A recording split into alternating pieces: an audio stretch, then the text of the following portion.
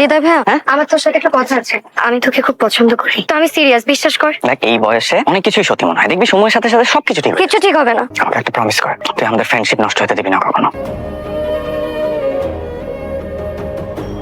কাঁদলে কাঁদতে পারিস, তুই বুঝিস সবকিছু, মানে মানুষের ফিলিংস, মানুষের ইমোশন। আমি বাস্তবতা বুঝি। তাহলে আমাকে সেদিন বুঝলি না কেন? কিছু কথা বললে মানুষ না স্বার্থপর হয়ে যায়। আমি যদি নিজের জন্য তোকে চাইতাম, খুব কষ্ট পাইতাম। রক্তের সম্পর্ক না, তবুও বাবা। বাবা হৃদয়, আমার অসুস্থ বাবাকে তুমি যেভাবে সেবা শুশ্রূষা করছো, এই ঋণ আমি কি করে শোধ করব? তুমি আমার বাবা। এই লোকটা আমাকে খাওয়াইছে, ভরাইছে, নিজের বাড়িতে রাখছে। যে মানুষটার কারণে আমি হয়েছি, তার চোখে কষ্ট আমি দেখতে পারতাম না।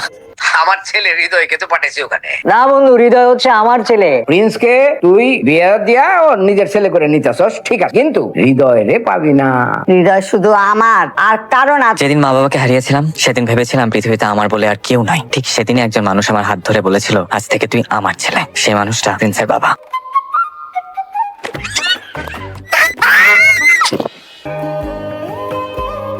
গরুটা আমাকে দেখলো না? নায়ক নায়িকা ফিল্ম পুরাপুরি। আজকে ভয় পাইছিলাম। কি গরু দেখে? তোর কিচ্ছু করতে হবে না, 2 দিন পর তোর বিয়ে। আগে মানুষ নাকি শো পিস? শো পিসই তো, ভাঙবি এতটুকু, আওয়াজ করবি এত বেশি। হৃদয় ভাই, তুমি মেহেদিও দিতে পারো? তুই চাইলে তোর বিয়ের মেয়ে দিয়ে আমি দিয়ে দিব। আরে না, ধুর, মিথ্যা কথা বলতেছেন। না রে, আমার কোনো শখ নাই। আমি যা করি পারফেক্টলি। কি আগে বল? একটা হার্ট অ্যাটাক। হ্যাঁ, হৃদয় হৃদয় একবার একটা। ও এটা কি? আমার ঈদের জামা দেখি, কি সুন্দর জামাটা, দেখ। ঈদের জামার মধ্যে সার্কাসের লাইট লাগাইতে বলছে কে? তুই এত খ্যাত কেন? আসসালামু আলাইকুম। ওয়ালাইকুম আসসালাম। আমার মেয়েটাকে তো একদম পরীর মতো লাগতেছে। তুই এত বড় হলি কবে? আপনারাই তো বড় করেছেন। সত্যি বলতে কি, আমি তো পারলে আজকে ওকে বউ করে নিয়ে যাই। আরে বাবা,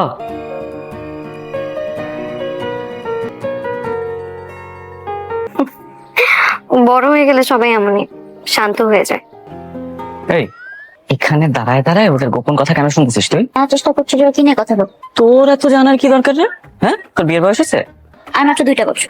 16 বছর বয়সে তোমার বই নিয়ে পড়ে থাকার কথা, বিয়ে নিয়ে চিন্তা করার কথা না। যা যা যা করে যা। ভাইয়া, আমার এখানে একটা ছবি তুলে দিবা? নে দেখ। আপু, একটা জিনিস দেখাবো। ধরো, এত সাসপেন্স ক্রিয়েট করিস না তো। তোমার ফিয়ান্সের ইনস্টাগ্রাম অ্যাকাউন্ট পাইছি। হ্যাঁ তো,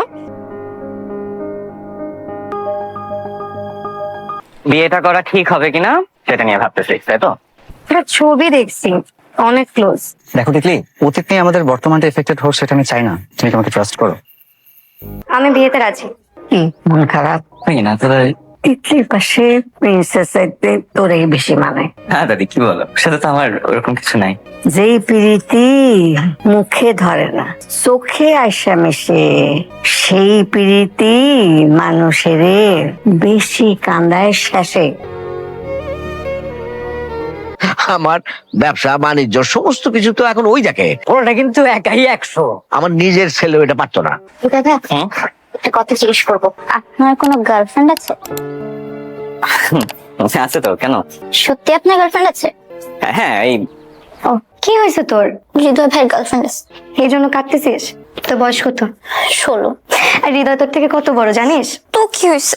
শোন, 2 দিন 2টা কথা বললে কি প্রেম হয়ে যায়? হৃদয় ভাইয়া তোকে অনেক ভালোবাসে, তোকে অনেক স্নেহ করে, কিন্তু এই ভালোবাসা আর তুই যেটা ভাবতেছিস দুটা এক না। এটা সব ফিলিংস ধরে রাখতে নেই, কিছু জিনিস সময়ের সাথে সাথে ছেড়ে দিতে হয়। আমার অনেক কষ্ট হচ্ছে। তুই থেকে এসব বললি কেন যে তোর গার্লফ্রেন্ড আছে? আরে ভাই, মেয়েটা একটা ফ্যান্টাসির মধ্যে ছিল, কি দরকার ছিল এসব বলার? প্র্যাকটিক্যালি সব ফ্যান্টাসি ভালো না, এবং এই বয়সের ইমোশন গুলাই না সবচেয়ে বেশি ডেঞ্জারাস হয়। এখন সবাই তো তোর মতন এত হিসাব করে ফিলিংস হ্যান্ডেল করে। পাশে থাকো যদি, কি যে ভালো লাগে। আমি তোমার হতে চাই গো, শুধু তোমার হতে চাই। আমাকে একটু একদিনের জন্য বাইরে যেতে হবে। এখন আমি তোমাকে ফিরে এসে বলবো, প্রমিস। মানুষের পার্সোনাল কাজ থাকতেই পারে, শুধু আমার একটু সন্দেহ হচ্ছে। Just trust me. প্রিন্সের কাছে যেতে চাই, মানে? মানে ওকে সারপ্রাইজ দিব। আর কতক্ষণ লাগবে? আর 5 মিনিট।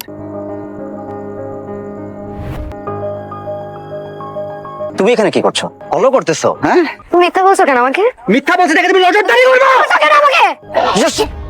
প্রিন্স, তুই কেন আমার ব্যাপারে নাক গলাচ্ছিস? হৃদয়, আমি তোর ব্যাপারে নাক গলাইছি না, আমি ওর ব্যাপারে নাক গলাইছি। তুই কে? ওকে যাতে কাঁদতে না হয় সেটা দেখার মানুষ। ও কেন করলে আমার সাথে? ড্রাইভার, কেন করলে? করলি না আমার সাথে? আমি তোমাকে কিছু কথা বলবো, তুমি জাস্ট ঠান্ডা মাথায় শুনবা।